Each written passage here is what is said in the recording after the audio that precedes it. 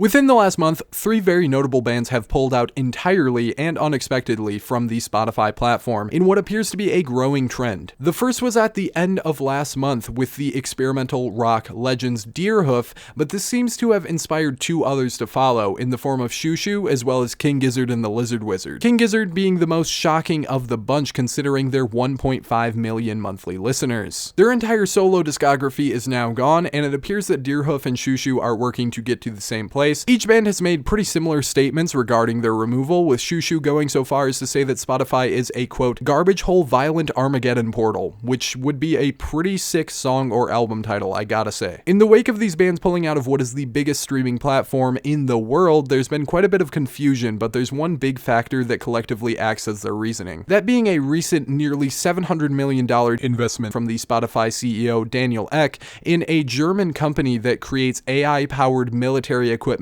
and weaponry. Both AI content and military conflict are growing issues in the world that, unsurprisingly, musically creative and politically progressive bands such as these 3 aren't too fond of. AI controversy isn't a new thing for Spotify though, as we've talked about on this channel with previous instances of the platform promoting AI-generated music and even placing it onto official playlists. There's also the ongoing issue of Spotify paying artists almost nothing for their streams, which alongside app issues is actually what made me leave the platform several years back. The public reaction to these bands pulling out of the platform has been met mostly with support, but Spotify users are still the majority of people, and a lot of them seem pretty upset. Many seem to think that either they don't have better options than Spotify, or they simply don't want to make a switch of any kind. But that's where I gotta step in and give you the good news that it is easy to switch, and you may have more good options than you think. Apple Music is great, it runs very similar to Spotify, I've never once had an issue, and it has more features. I've seen the misconception that you need an iPhone to use it. You do not. I've never owned an Apple product in my life. If sound quality isn't the biggest deal to you, SoundCloud and YouTube Music are also options that are both cheaper than Spotify